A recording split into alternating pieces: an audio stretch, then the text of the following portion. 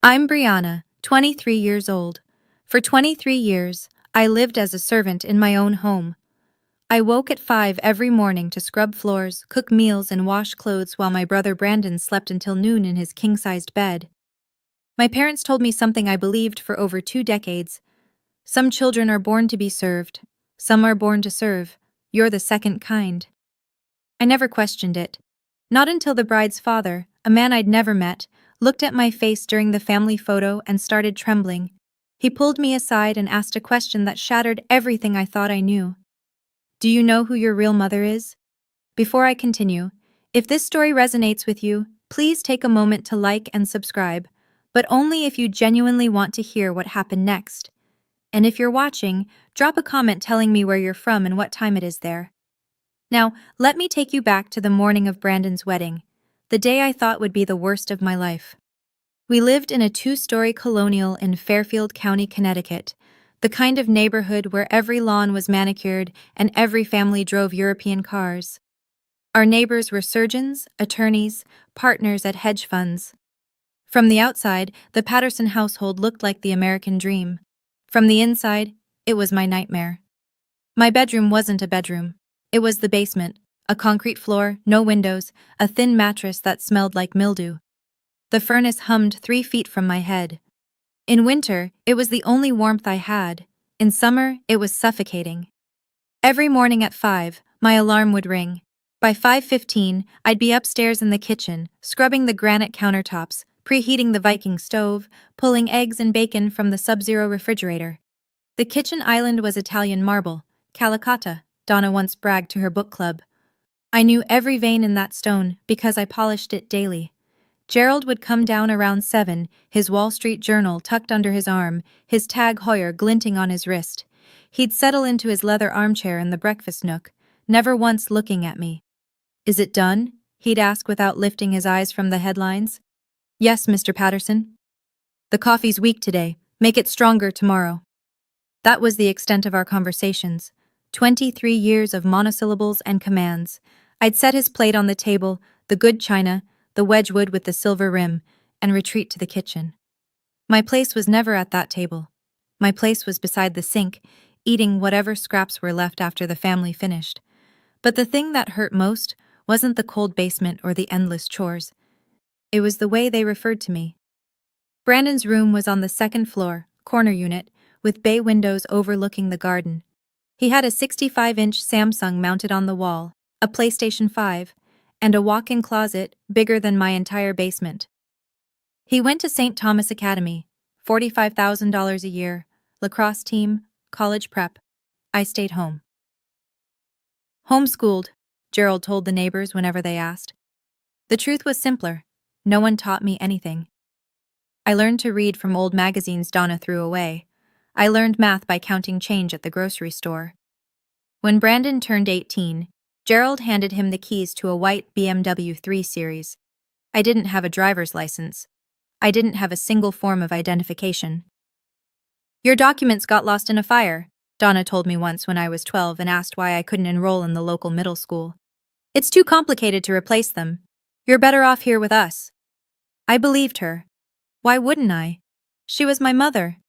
Brandon had an American Express Platinum card linked to Gerald's account. No limit. He bought sneakers that cost more than I'd touched in my entire life. I owned 3 dresses, all hand-me-downs from Donna, altered to fit my smaller frame. At dinner, the family sat together. Brandon would talk about his classes, his friends, his weekend plans. Gerald would nod approvingly. Donna would smile and refill his glass. I stood in the kitchen doorway, waiting to clear the plates. Once, when I was 14, I asked Donna why I couldn't sit with them. She laughed like I'd told a joke. Brianna, honey, the table only seats 3. It seated 6. I'd counted. That night, I realized something I'd never admitted to myself. I wasn't part of this family. I never had been. Gerald called them the family rules. He'd written them on an index card when I was 5 and taped it to the inside of my basement door, the only decoration I was allowed. Rule 1. You do not sit at the family table. Rule 2. You do not call us Mom or Dad. You will address us as Mr. Patterson and Mrs. Patterson. Rule 3. You do not leave the house without permission. Rule 4. You do not speak to strangers. The consequences for breaking these rules lived in the kitchen pantry. A thin rattan cane, the kind you'd use on furniture, hidden behind the cereal boxes. Gerald only had to use it twice before I understood. The first time, I was 7. I'd called Donna Mommy in front of her sister. The welts on my palms lasted 2 weeks. The second time, I was 16. I'd saved grocery change for months, $17.32, and walked to the bus station 3 miles away. I was going to leave. I was going to find someone who could help me. The police brought me back within 2 hours. She doesn't have any ID, they told Gerald at the door. No identification whatsoever. Is she yours? Gerald smiled, the warm, concerned smile of a loving father. She's our daughter. Troubled girl, mental health issues. Thank you so much for bringing her home, officers. They left. Gerald locked the door. I spent 3 days in the basement without food. When he finally let me out, he leaned close and whispered, "Without papers, you don't exist. And if you don't exist, no one will ever believe you. No one will ever help you. Do you understand?" I understood.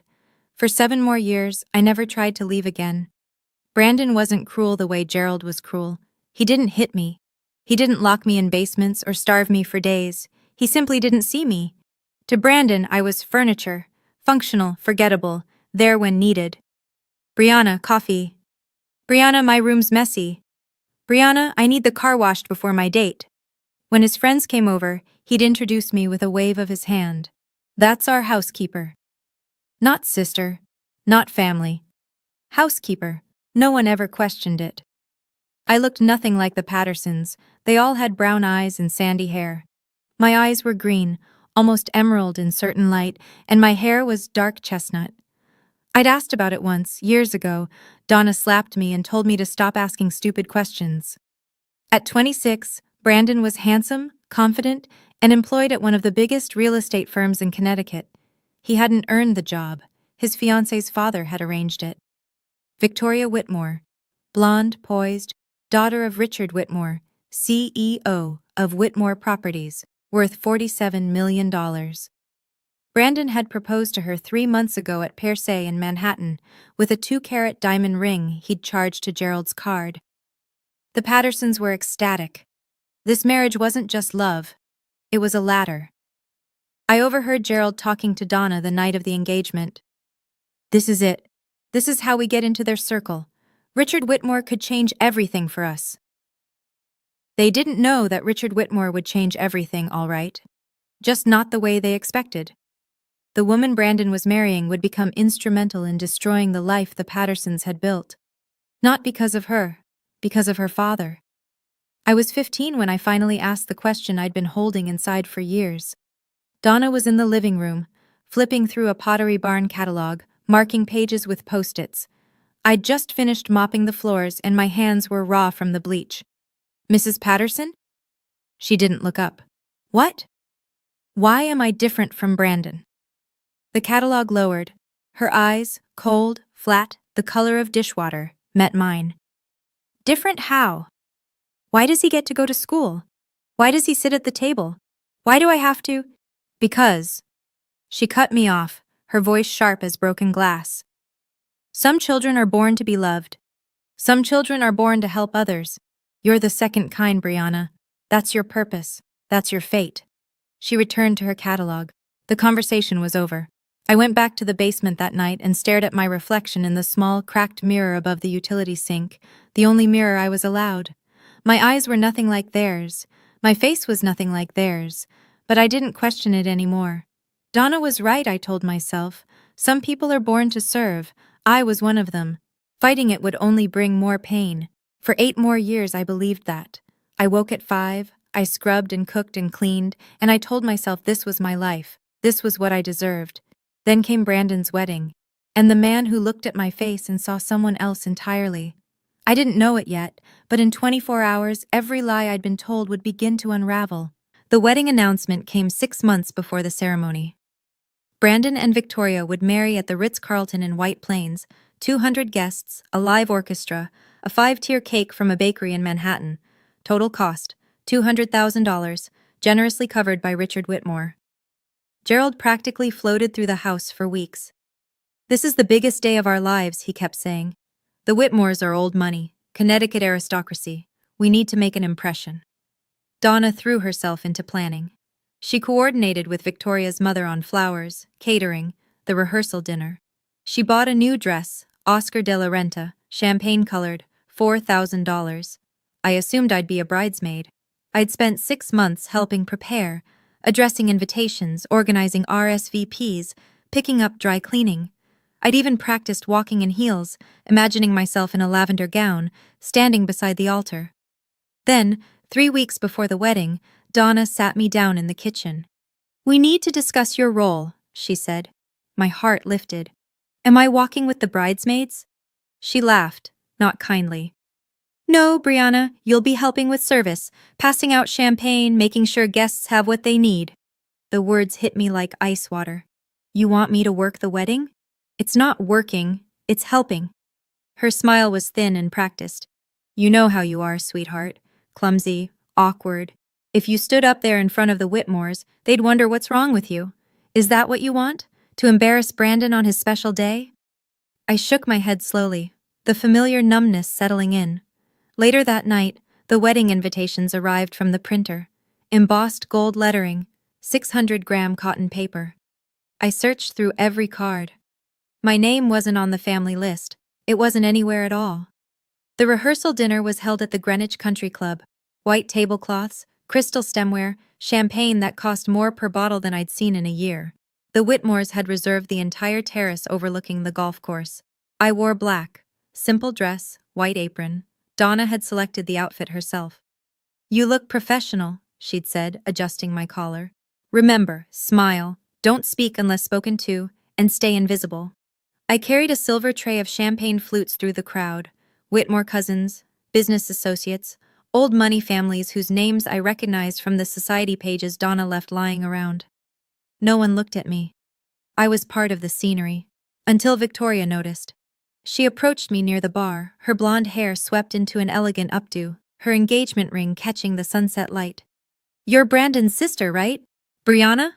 I nearly dropped my tray. "Yes, ma'am." "Why aren't you sitting with the family?" Before I could answer, Donna materialized at my elbow, her laugh high and bright. "Brianna prefers to help out. She's shy, always has been, happier in the background." She patted my arm with the affection of a woman posing for cameras. Victoria's brow creased, but she nodded politely and drifted back to her fiancé. I resumed my rounds. That's when I noticed him, Richard Whitmore, Victoria's father, standing near the railing with a glass of scotch, watching me, not glancing. Watching. His face had gone pale, his jaw tight. He approached slowly. "Excuse me, what's your name?" "Brianna, sir." "Brianna." He said it like he was testing the sound. Do you happen to know who your birth mother is?" The question made no sense. "I'm sorry?" He stared at me for a long moment, then excused himself abruptly and walked toward the parking lot, phone already pressed to his ear. Donna watched him go, her smile frozen, her knuckles white around her champagne glass. The night before the wedding, I sat alone in my basement. Upstairs I could hear laughter, Donna toasting with her sisters, Brandon's college friends clinking bottles in the living room. The house thrummed with celebration. Down here, there was only the hum of the furnace and the drip of a leaky pipe. I held the black uniform I'd wear tomorrow, pressing out the wrinkles with my hands since I wasn't allowed to use the iron after 9 p.m. Beside me lay the white apron, starched and spotless. On my lap was a photograph, the only one I had of myself with the family. I was 5 in the picture, standing at the edge of the frame while Gerald, Donna, and toddler Brandon posed together by the Christmas tree. They were touching. I was alone. In 23 years of living in this house, I didn't have a single photo where I stood beside my parents. Not one. Why? The question had whispered to me my whole life, but I'd always pushed it down. Asking led to pain. Curiosity led to punishment. But tonight, in the darkness, the question wouldn't stay buried. Why didn't I look like them? Why did they treat me like a stranger? Why had they kept me hidden for so long? I thought about Richard Whitmore's face at the rehearsal dinner. The way he'd gone pale, the tremor in his voice when he asked about my mother. He'd looked at me like he knew me. like he'd been looking for me. But that was ridiculous. No one had ever looked for me. No one had ever wanted me. Tomorrow I would serve champagne at my brother's wedding, while my family pretended I didn't exist. Then life would go on, exactly as it always had. At least, that's what I believed. I had no idea what was coming.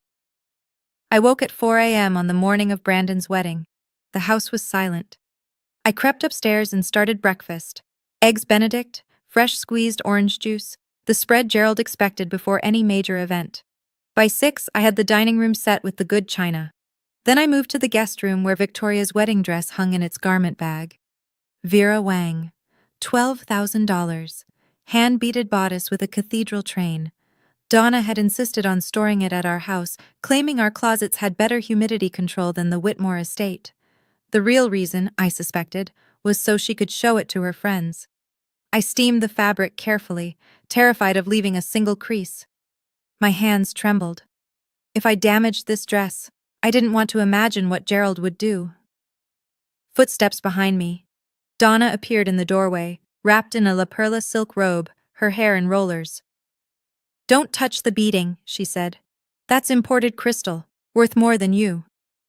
"Yes, Mrs. Patterson." She watched me work, arms crossed. "When we arrive at the hotel, you'll enter through the service entrance. Don't let anyone see you going in." "Yes, Mrs. Patterson." "And don't embarrass us." Her voice dropped, sharp and cold. "This is the most important day of Brandon's life. If you do anything to ruin it, I will make you regret it." Gerald's voice boomed from downstairs. "Brianna, where's my coffee?" Donna smirked and left. I stood there, holding the steamer, staring at the wedding dress I wasn't allowed to touch, and the life I wasn't allowed to live. Something shifted inside me, small but irreversible. This would be the last time. I didn't know how, I didn't know when, but I was done. Enough. The Ritz-Carlton Grand Ballroom looked like something from a fairy tale. Crystal chandeliers dripped from 30-foot ceilings. White roses cascaded from every surface. The altar, the centerpieces, the sweeping archways. 200 gilded chairs faced a platform where Brandon would soon stand and promise forever to a woman whose family fortune could buy our entire neighborhood. I entered through the loading dock. The catering manager handed me a silver tray and pointed toward the ballroom. "Champagne service. Keep moving, keep smiling, don't engage in conversation." I nodded and took my position. Guests streamed in. Women in designer gowns, men in bespoke suits, diamonds glittering under the chandeliers. I wove between them, offering flutes of Veuve Clicquot, my eyes fixed on the floor. A woman in Chanel stopped me. "Excuse me, are you with the hotel?" "Yes, ma'am." The lie came easily. Gerald passed by without a glance. Donna paused just long enough to whisper, "Your posture is terrible. Stand up straight." Then Brandon appeared with his groomsmen, laughing, adjusting his Tom Ford cufflinks. He saw me and waved me over. "Brianna, hey, make sure there's extra shrimp at my table. You know how Dad gets." "Of course." He turned back to his friends. One of them, a former lacrosse teammate, squinted at me. "Who's that?" "Housekeeper," Brandon said. "She's worked for us forever." The words sliced through me. Housekeeper, not sister, not family. But I didn't react. I'd learned long ago that reactions led to punishment. I returned to circulating, offering champagne to people who looked through me like glass. Then I felt it, someone watching. I turned. Across the ballroom, Richard Whitmore stood alone, his champagne untouched, his eyes locked on my face. He wasn't just watching this time. He was studying me. The ceremony began at 4 o'clock. A string quartet played Pachelbel's Canon as Victoria floated down the aisle in her Vera Wang gown, the train trailing 15 feet behind her. Brandon waited at the altar, beaming, his hands clasped in front of him. Gerald and Donna sat in the front row, dabbing their eyes with monogrammed handkerchiefs. I stood at the back of the ballroom, tray in hand, watching my family from 50 feet away. The officiant spoke about love, commitment, the sacred bond of marriage. Brandon's voice cracked when he said his vows. Victoria's eyes glistened as she slipped the Tiffany band onto his finger. They kissed. The room erupted in applause, and I stood there, invisible, holding champagne I wasn't allowed to drink. For a moment, I let myself imagine a different life. One where I sat in that front row beside Donna, one where I wore a lavender dress and held a bouquet of roses, one where Brandon introduced me to his bride as my sister Brianna instead of our housekeeper. But that life didn't exist. Maybe it never had. The crowd rose for the recessional. Brandon and Victoria swept down the aisle, arm in arm, showered with rose petals. As they passed, Donna caught my eye. Her expression wasn't warm. It wasn't proud. It was a warning. Don't forget your place. I lowered my gaze. Somewhere in the crowd, I felt that watching presence again. Richard Whitmore, standing near the back, hadn't clapped once. He hadn't taken his eyes off me for the entire ceremony. I didn't understand why, but a strange feeling crept through my chest, something I hadn't felt in years. Hope. And I didn't know what to do with it. If you've made it this far, I think you understand why I'm telling this story. You might know what it feels like to stand inside your own family and still be treated like an outsider. To serve people who refuse to acknowledge you exist. Let me ask you something. Have you ever had to serve someone who wouldn't even admit you were part of their family? If you have, I want to hear about it. Drop a comment. Let me know I'm not alone. And if this story is hitting close to home, please like and subscribe. Because what happened next changed everything I thought I knew about myself. I'll be right back. The reception began with champagne toasts and a 12-piece jazz band. I worked the Whitmore family table, refilling water glasses, clearing appetizer plates. Victoria's mother smiled politely at me. Her aunts and uncles chatted amongst themselves about summer homes in the Hamptons. Richard Whitmore sat at the head of the table, barely touching his food. Every time I approached, I felt his gaze. It wasn't uncomfortable exactly, not predatory or cold. It was something else, something I couldn't name. When I reached to clear his salad plate, his hand shot out and caught my wrist, gently but firmly. "I'm sorry," he said, his voice low. "I need to ask you something." "Of course, sir." "Your name is Brianna?" "Yes." "Brianna Patterson?" "Yes, sir." He released my wrist. His hand was trembling. "Do you know who your mother is? Your real mother?" The question again, the same one from the rehearsal dinner. "I live with Mr. and Mrs. Patterson," I said carefully. "They've raised me since I was a baby." Richard's face changed. Something broke behind his eyes, grief, or maybe recognition. "Excuse me," he whispered, and stood abruptly from the table.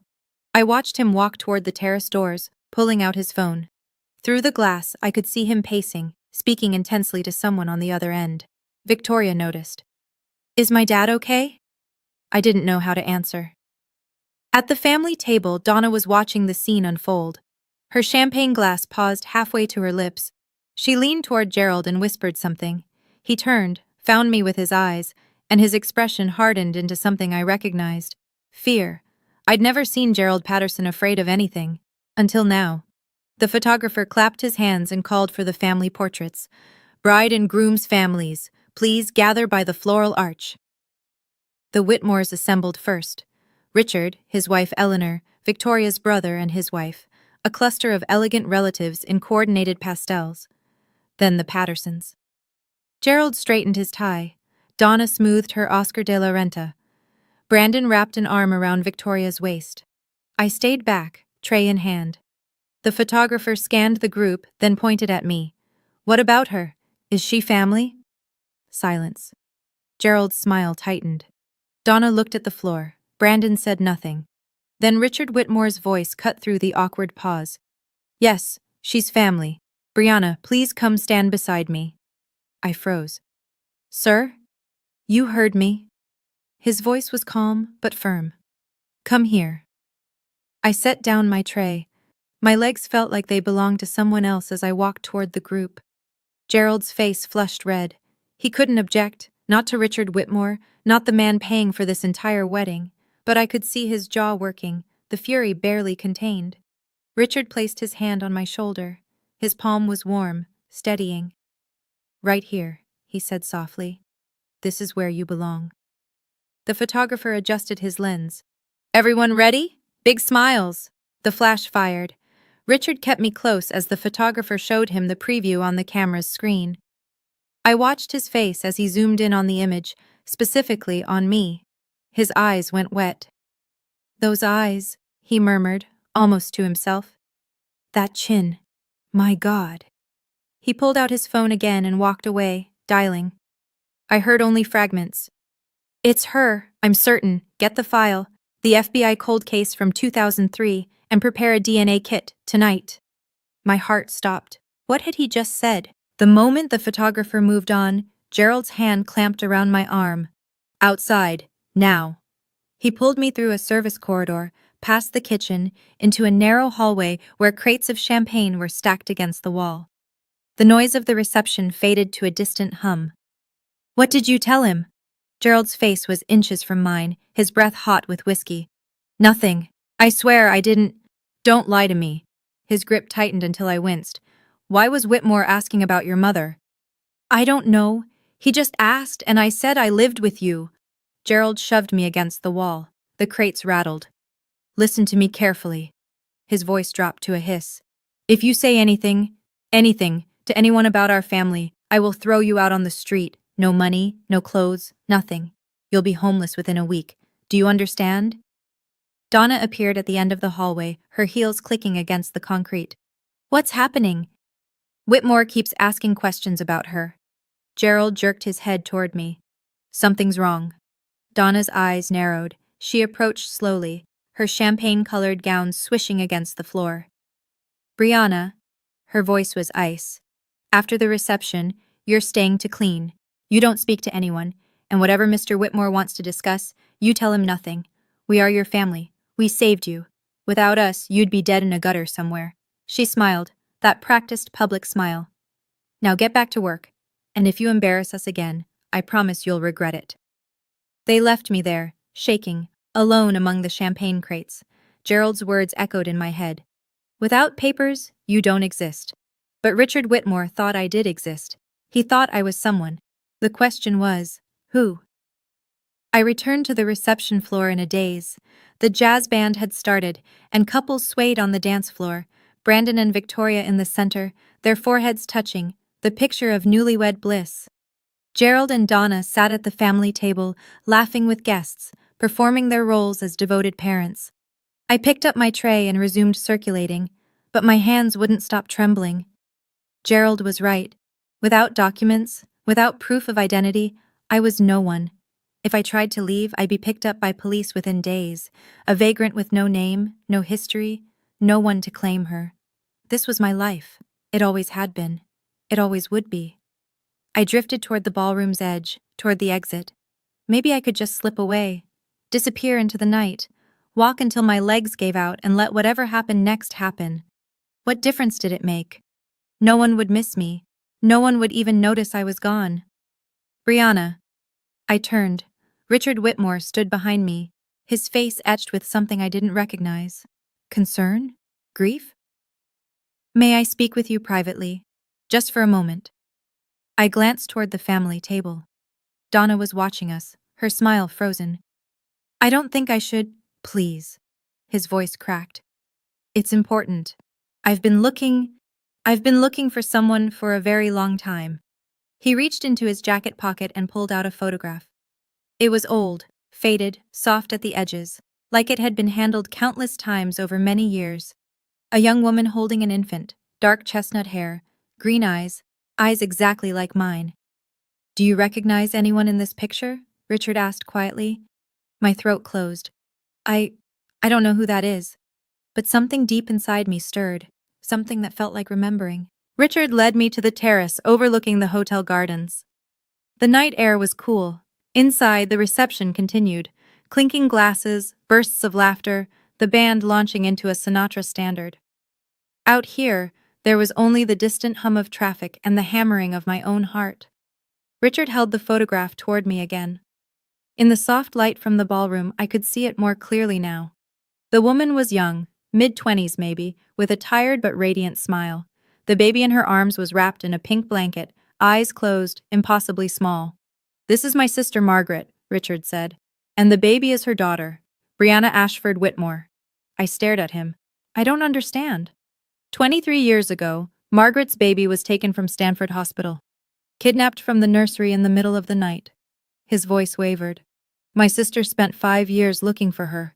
She hired investigators, worked with the FBI, never stopped believing her daughter was alive. He swallowed hard. She died when the baby would have been 5. Heart failure, but the doctors said it was grief. She simply gave up.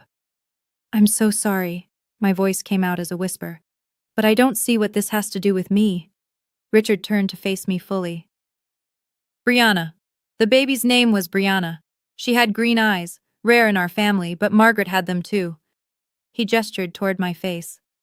That nose, that chin, the shape of your mouth, it's identical.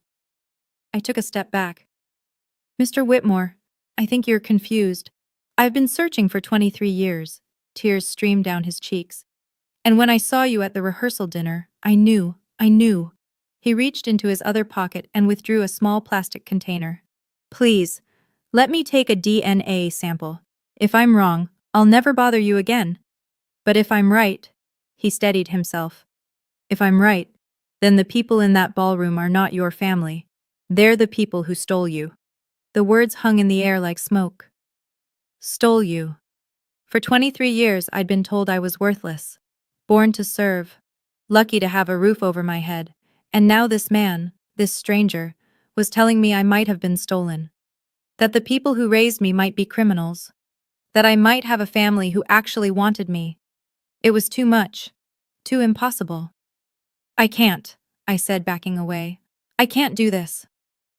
Brianna, please. Richard's voice was gentle but urgent. I have a lab on standby. ABB certified, the gold standard for DNA testing. Results in 72 hours. Even if the test matches, if it matches, you're Margaret's daughter. You're my niece. He swallowed. And you're the legal heir to the trust she established before she died. I stopped. What trust? Margaret never gave up hope that her daughter would be found. She set up a trust fund in your name, in Brianna Ashford Whitmore's name, to be released if you were ever recovered. It's been growing for 23 years.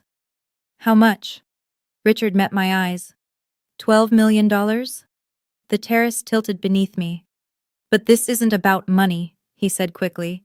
It's about the truth. It's about justice. And it's about giving my sister peace, finally knowing what happened to her child. Inside, the band shifted to a slow ballad. I could see Donna through the glass doors, scanning the room, looking for me. Looking for her property. I thought about the basement, the rules, the cane in the pantry. 23 years of being told I was nothing. And then I thought about Margaret Whitmore, dying of grief, never knowing what happened to her baby girl. I met Richard's eyes. What do I need to do? He opened the DNA kit. Just open your mouth. The next 72 hours were the longest of my life. I went back to my routine, waking at 5, scrubbing, cooking, cleaning. But everything felt different now. Every time Gerald barked an order, I looked at his face and wondered, did you buy me? Every time Donna criticized my work, I heard Richard's voice. The people who stole you. They noticed the change. What's wrong with you? Donna demanded on the second morning. I'd let the coffee sit too long, and it had turned bitter. Nothing, Mrs. Patterson. I'm just tired. You're always tired. She poured the coffee down the sink. Make another pot, and this time, pay attention. I made another pot. I washed the dishes. I folded the laundry. But in my pocket, I carried the slip of paper Richard had given me, his personal cell phone number, written in blue ink. Brandon and Victoria had left for their honeymoon in Bali. The house felt quieter without him, but no less oppressive. On the third night, I lay awake in the basement, staring at the concrete ceiling, counting the hours. Then my phone buzzed. The old Nokia, the only device I owned, purchased with saved grocery change, glowed with a text message from an unknown number. Results are in. Can you meet tomorrow? 10 a.m. Cafe on Main Street. R.W. My heart stopped, then started again, racing. I typed back, I'll be there. The next morning, I told Donna I needed to buy cleaning supplies. She barely looked up from her magazine. Be back by noon. I have guests coming for lunch. Yes, Mrs. Patterson. I walked out the door and kept walking. Toward the truth, toward the answer to every question I'd been too afraid to ask.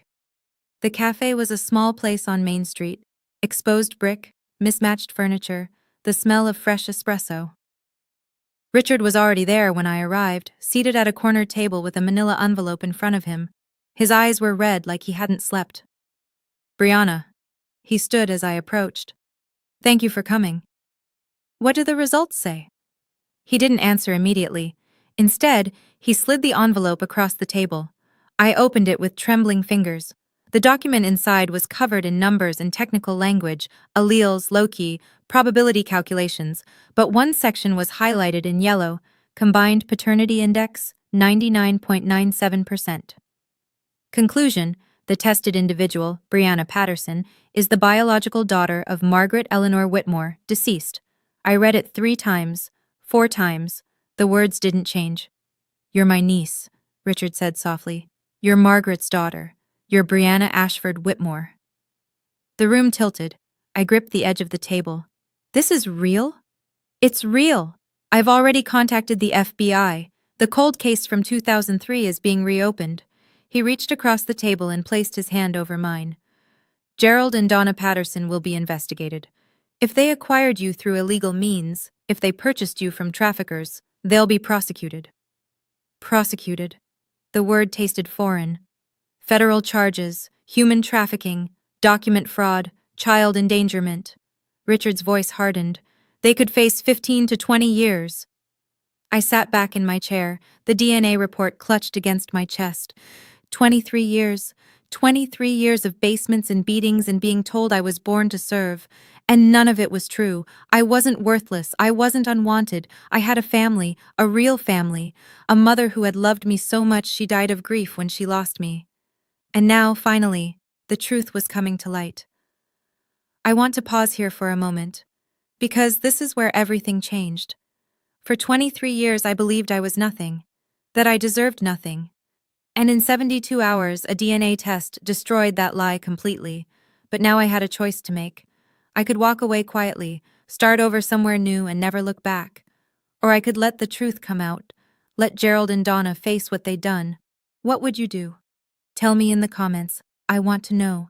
And if you're still with me, hit subscribe, because the final confrontation is coming, and it's going to change everything. 1 week later, the trap was set. Richard had invited the Patterson family to his estate in Greenwich, a 12-bedroom mansion on 5 acres, with stone gates and a circular driveway lined with topiaries. The official reason was discussing business opportunities for Brandon. Gerald had been ecstatic when the invitation arrived.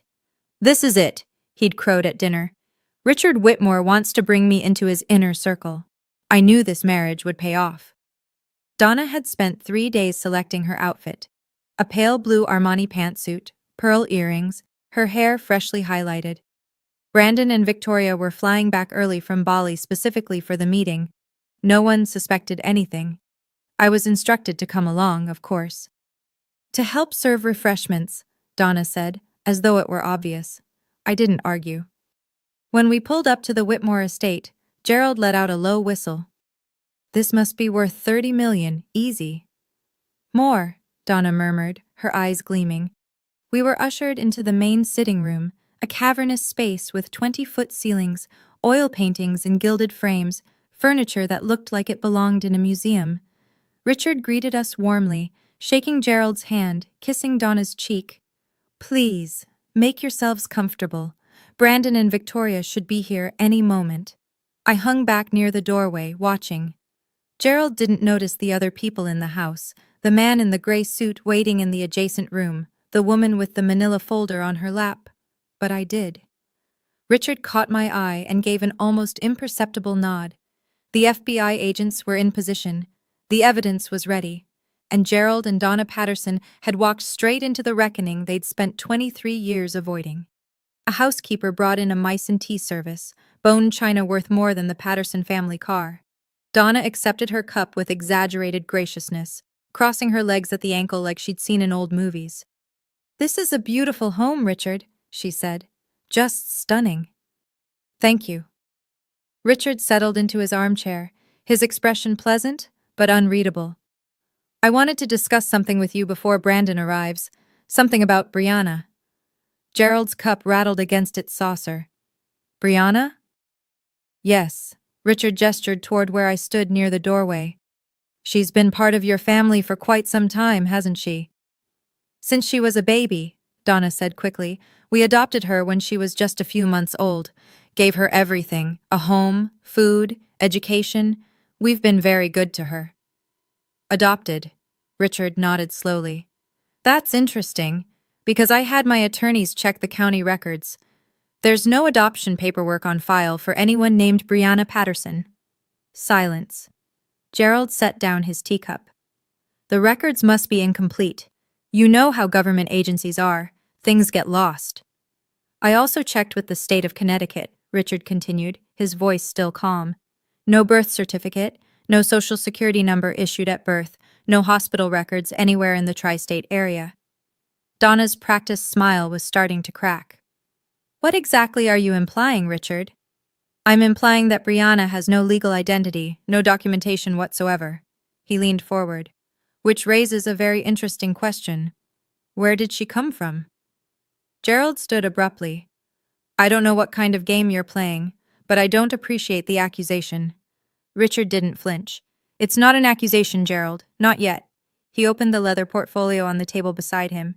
But I think you should see what's in this folder. Richard removed 2 documents from the portfolio and laid them on the coffee table. The first was the DNA report, the one I'd already seen, with its highlighted conclusion and its 99.97% certainty. The second was older, a photocopied FBI report with a case number at the top and the word confidential stamped in red. This, Richard said, pointing to the DNA report, confirms that Brianna is a 99.97% genetic match to my late sister, Margaret Whitmore. Brianna is her biological daughter. Gerald's face went from red to white. And this, Richard tapped the FBI document, is the cold case file from March 2003. My niece, Brianna Ashford Whitmore, was abducted from Stanford Hospital when she was 6 months old. She was never found. He looked up at Gerald. Until now. Donna's teacup slipped from her fingers and shattered on the Persian rug. This is insane, Gerald sputtered. We would never… Then explain the documents. Richard's voice hardened. Explain why she has no birth certificate, no adoption records, no proof that she was ever legally your child. There was a fire, Donna's voice pitched high. Records were lost. There was no fire, Richard cut her off. I checked. Every hospital in a 300-mile radius. No fire, no lost records, no Brianna born to any family named Patterson. The door to the adjacent room opened. A man in a gray suit stepped through, followed by a woman holding a badge. Gerald Patterson? Donna Patterson? The man's voice was flat, official. I'm Special Agent Morrison with the FBI. We have some questions about the acquisition of your daughter. Gerald stumbled backward, his face ashen. Donna began to cry. And I stood there, watching the walls finally close in on the people who had called themselves my parents. What happened next moved quickly. Special Agent Morrison produced a warrant. His partner, Agent Chen, now Agent Smith, I'd later learned she'd recently married, began reading the Miranda rights. Gerald Patterson, Donna Patterson, you are under arrest for suspicion of human trafficking, document fraud, and child endangerment. You have the right to remain silent. Anything you say can and will be used against you in a court of law.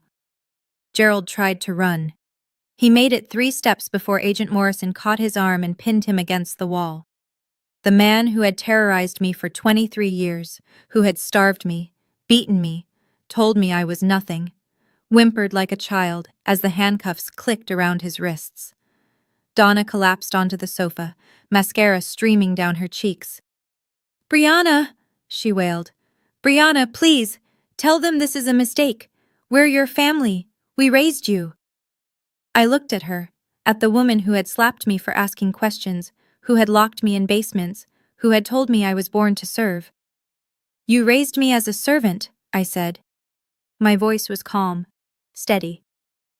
You never treated me like family, not once. We gave you everything. You gave me a mattress on a concrete floor. I took a step closer. You took my identity. You took my childhood. You took my mother from me. Donna's face crumpled. We didn't know. We thought… You knew. Gerald's voice cut through, suddenly vicious even in handcuffs. "You knew exactly what we were doing, Donna. Don't pretend otherwise." At that moment, the front door opened. Brandon and Victoria walked in, fresh from Bali, tanned and smiling, until they saw the FBI agents and their parents in handcuffs. Victoria's smile vanished. What the hell is going on? The federal charges came down within the month. Gerald and Donna Patterson were indicted on 3 counts each: human trafficking under 18 U.S.C., Section 1589, document fraud, and child endangerment. The investigation revealed they had purchased me from an underground adoption network in 2003 for $15,000, cash, untraceable. The network had been shut down years ago, but the FBI had kept records. My name appeared on a ledger, listed between a purchase price and a delivery date, like I was inventory. The trial lasted 4 months. I testified twice. Gerald maintained his innocence until the end, claiming he'd been told I was an orphan, that he'd simply given me a better life. The jury didn't believe him. Donna turned on him during her testimony, claiming she'd been coerced, that Gerald had threatened her, that she'd always wanted to treat me better but couldn't. The jury didn't believe her either. Final sentencing: Gerald received 18 years in federal prison, Donna received 12. Their assets were frozen pending civil proceedings. The house in Fairfield County, the one with the Sub-Zero refrigerator and the Calicotta marble and the basement where I'd slept for 23 years, was seized to cover legal fees and potential restitution. Brandon's world collapsed too. Richard Whitmore withdrew all financial support the day of the arrest. The $200,000 spent on the wedding? Now Brandon's debt. His job at Whitmore Properties? Terminated immediately. Victoria filed for divorce 3 weeks later. "I can't do this," I overheard her tell Brandon on the phone. "Your parents bought a human being. They trafficked a child. I can't be associated with that." The man who'd grown up as a prince was suddenly alone, unemployed, and drowning in debt. And me? For the first time in my life, I was free. Brandon called me 6 months after the sentencing. I almost didn't answer. The name on the screen, Brandon Patterson, still triggered something cold in my chest, even now, but curiosity won. "Hello? Brianna." His voice was thin, unfamiliar, not the confident golden boy I'd grown up serving. Someone hollowed out, "I need to talk to you." "About what?" I'm in trouble." He laughed bitterly. "That's an understatement. The apartment's gone. The car's gone. Victoria's lawyer is asking for damages because of the emotional distress of being associated with my family. I can't get a job anywhere. Everyone's seen the news." I waited. I was wondering if maybe you could help me out. Just a loan. Just until I get back on my feet. There it was. 23 years of being treated like furniture, and now he needed something from me. "Brandon," I said slowly, "in all the years we lived in the same house, did you ever help me?" Silence. "Did you ever stand up for me when Gerald hit me? Did you ever ask why I slept in the basement? Did you ever once treat me like a sister?" "I didn't know." "You knew." My voice stayed level. "You just didn't care. I was convenient. I made your life easier. And now that I'm not there to serve you anymore, you have no idea how to survive." "Brianna, please. I'm not going to help you, Brandon. Not because I hate you, but because you need to learn something you never learned growing up." I paused. Actions have consequences, and so does silence. I hung up. My hand was shaking, but my heart was steady. For the first time in my life, I had set a boundary, and I intended to keep it. The inheritance came through 3 months after the trial ended. Richard's lawyers had worked tirelessly to verify my identity and activate the trust Margaret had established in 2003. The process required court orders, FBI confirmation, and stacks of paperwork. But eventually, the final document arrived. Beneficiary: Brianna Ashford Whitmore Trust. Value: $12,847,329.16. Status: active. I read the number 7 times before it felt real. Richard drove me to the bank himself on the day the funds were released. We sat in a private office on the top floor, surrounded by mahogany furniture and oil paintings, while a banker explained investment options and tax implications. $12 million, more money than the Pattersons would see in 10 lifetimes. But it wasn't the money that changed me. It was the name. Brianna Ashford Whitmore. My real name. The name my mother had given me before I was stolen. Richard helped me move into a guest suite at the Greenwich estate. I had my own room, with windows overlooking a rose garden, a king-sized bed with Egyptian cotton sheets, and a bathroom bigger than my old basement. The first night, I couldn't sleep. I just walked around touching the walls, running my fingers across the curtains, reminding myself this was real. Richard enrolled me in a college preparation program. My lack of formal education didn't matter. There were resources, tutors, people who specialized in helping survivors of trafficking rebuild their lives. A year later, I received my acceptance letter. Yale University, full scholarship through a program for human trafficking survivors. I held the letter in my hands and cried for an hour. Then I found something else in the estate's archives. A handwritten note from my mother, Margaret, dated 2003. The year I was taken. I visited Gerald and Donna once. It was 8 months after their sentencing. I didn't owe them anything. Richard and my therapist both said I shouldn't go. But I needed closure. I needed to look them in the eye and say what I'd been carrying for 23 years. The Federal Correctional Facility was in northern Pennsylvania, gray concrete, razor wire, fluorescent lights that made everyone look sick. Gerald was escorted in first, wearing an orange jumpsuit that hung loose on his frame. He'd lost weight. His tag heuer was gone. His wrist was bare. Donna came next. No more Oscar de la Renta, no pearls, just prison-issue clothing and a face that had aged 10 years in 8 months. They sat across from me at a metal table. "You came," Donna whispered. Her eyes welled up. "I prayed you would come." "I'm not here for reconciliation," I said. "I'm here because I have something to say." Gerald glared at me. Even now, broken and imprisoned, that familiar contempt flickered in his eyes. "Then say it." I met his gaze. "For 23 years, you made me believe I was worthless, that I was born to serve, that I should be grateful for scraps." I kept my voice steady. "But you were wrong. I wasn't born to serve. I was stolen, and you knew it." Donna sobbed. "We thought we were saving you. You thought you were getting free labor." I cut her off. "I'm not here for your excuses. I'm here to tell you, I'm done. I'm not carrying your shame anymore. I'm not carrying your cruelty." I stood. "I will never forget what you did to me. But I won't let it define me either." I walked out without looking back, and I never saw them again. I'm writing this from my dorm room at Yale. It's small, much smaller than the suite at Richard's estate, but it's mine. My name is on the door.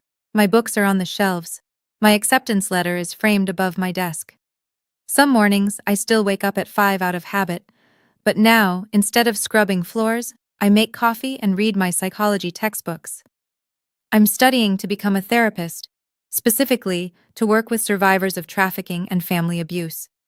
I want to help people like me find their way out of the darkness. On my nightstand, next to my alarm clock, I keep 2 things. The first is my new birth certificate, Brianna Ashford Whitmore, born March 3, 2003, at Stanford Hospital, California. Mother, Margaret Eleanor Whitmore. The second is the letter Richard found in Margaret's archives, the one she wrote to me the week I was taken, before she knew I'd been stolen. "My darling Brianna, if you're reading this one day, I want you to know that you were the greatest gift I ever received. From the moment you were born, I knew you were meant for extraordinary things. No matter what happens, no matter where life takes you, remember, you are loved, you are wanted, you are enough." I read it every morning. 23 years, I believed I was nothing, that I was born to serve, that I didn't deserve a seat at the table. Now I know the truth. I was born to be loved. And I'm spending the rest of my life making sure others know they were too. Thank you for staying with Brianna until the end. Many details in Brianna's story have been dramatized to deliver meaningful messages and life lessons. However, life is full of unexpected twists, and situations like this do happen more often than we'd like to believe. Every year, thousands of missing children cases remain unsolved. Every day, someone out there is treated as less than human by the people who should love them most. If this story touched you, please like and subscribe. And if you know someone who needs to hear that they deserve better, share this with them. More stories about strength, truth, and reclaiming your worth are waiting in the description below. Thank you for watching.